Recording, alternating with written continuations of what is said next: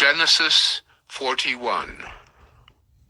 After 2 whole years, Pharaoh dreamed that he was standing by the Nile, and behold, there came up out of the Nile 7 cows, attractive and plump, and they fed in the reed grass. And behold, 7 other cows, ugly and thin, came up out of the Nile after them, and stood by the other cows on the bank of the Nile. And the ugly, thin cows ate up the 7 attractive, plump cows. And Pharaoh awoke.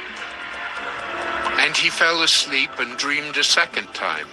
And behold, 7 ears of grain, plump and good, were growing on one stalk. And behold, after them sprouted 7 ears, thin and blighted by the east wind.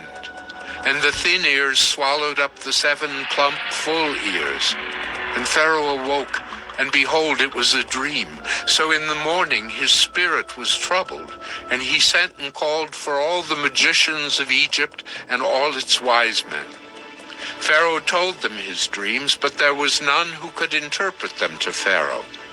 Then the chief cupbearer said to Pharaoh, I remember my offenses today, when Pharaoh was angry with his servants and put me and the chief baker in custody in the house of the captain of the guard. We dreamed on the same night, he and I, each having a dream with its own interpretation. A young Hebrew was there with us, a servant of the captain of the guard. When we told him, he interpreted our dreams to us, giving an interpretation to each man according to his dream. And as he interpreted to us, so it came about. I was restored to my office, and the baker was hanged. Then Pharaoh sent and called Joseph, and they quickly brought him out of the pit. And when he had shaved himself and changed his clothes, he came in before Pharaoh.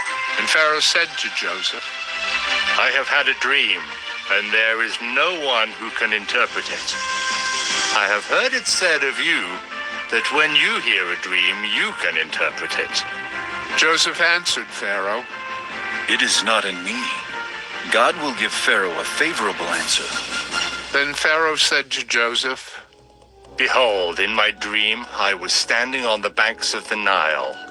7 cows, plump and attractive, came up out of the Nile and fed in the reed grass.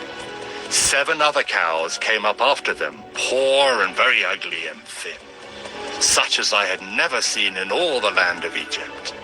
And the thin, ugly cows ate up the first 7 plump cows. But when they had eaten them, no one would have known that they had eaten them, for they were still as ugly as at the beginning. Then I awoke. I also saw in my dream 7 ears growing on one stalk, full and good. 7 ears, withered, thin, and blighted by the east wind, sprouted after them. And the thin ears swallowed up the 7 good ears. And I told it to the magicians, but there was no one who could explain it to me. Then Joseph said to Pharaoh, The dreams of Pharaoh are one. God has revealed to Pharaoh what he is about to do. The 7 good cows are 7 years, and the 7 good ears are 7 years. The dreams are one. The 7 lean and ugly cows that came up after them are 7 years, and the 7 empty ears blighted by the east wind are also 7 years of famine. It is as I told Pharaoh. God has shown to Pharaoh what he is about to do. There will come 7 years of great plenty throughout all the land of Egypt. But after them, there will arise 7 years of famine, and all the plenty will be forgotten in the land of Egypt. The famine will consume the land, and the plenty will be unknown in the land by reason of the famine that will follow, for it will be very severe. And the doubling of Pharaoh's dream means that the thing is fixed by God, and God will shortly bring it about. Now, therefore, let Pharaoh select a discerning and wise man, and set him over the land of Egypt. Let Pharaoh proceed to appoint overseers over the land and take 1/5 of the produce of the land of Egypt during the 7 plentiful years. And let them gather all the food of these good years that are coming, and store up grain under the authority of Pharaoh for food in the cities, and let them keep it.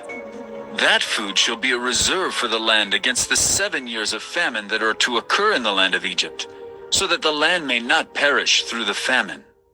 This proposal pleased Pharaoh and all his servants. And Pharaoh said to his servants, "Can we find a man like this, in whom is the Spirit of God?" Then Pharaoh said to Joseph, "Since God has shown you all this, there is none so discerning and wise as you are. You shall be over my house, and all my people shall order themselves as you command. Only as regards the throne will I be greater than you." And Pharaoh said to Joseph, "See, I have set you over all the land of Egypt." Then Pharaoh took his signet ring from his hand and put it on Joseph's hand, and clothed him in garments of fine linen, and put a gold chain about his neck. And he made him ride in his second chariot, and they called out before him, Bow the knee! Thus he set him over all the land of Egypt. Moreover, Pharaoh said to Joseph, "I am Pharaoh, and without your consent, no one shall lift up hand or foot in all the land of Egypt." And Pharaoh called Joseph's name Zaphanath-Paneah, and he gave him in marriage Asenath, the daughter of Potipharah, priest of On. So Joseph went out over the land of Egypt. Joseph was 30 years old when he entered the service of Pharaoh, king of Egypt. And Joseph went out from the presence of Pharaoh and went through all the land of Egypt.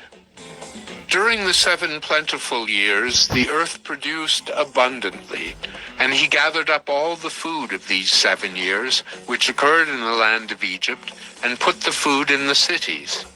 He put in every city the food from the fields around it. And Joseph stored up grain in great abundance, like the sand of the sea, until he ceased to measure it, for it could not be measured. Before the year of famine came, 2 sons were born to Joseph. Asenath, the daughter of Potipharah, priest of On, bore them to him. Joseph called the name of the firstborn Manasseh. "For," He said, "God has made me forget all my hardship and all my father's house. the name of the second he called Ephraim. For God has made me fruitful in the land of my affliction." The 7 years of plenty that occurred in the land of Egypt came to an end, and the 7 years of famine began to come, as Joseph had said. There was famine in all lands, but in all the land of Egypt there was bread. When all the land of Egypt was famished, the people cried to Pharaoh for bread. Pharaoh said to all the Egyptians, "Go to Joseph. What he says to you, do." So when the famine had spread over all the land, Joseph opened all the storehouses and sold to the Egyptians, for the famine was severe in the land of Egypt. Moreover, all the earth came to Egypt to Joseph to buy grain, because the famine was severe over all the earth.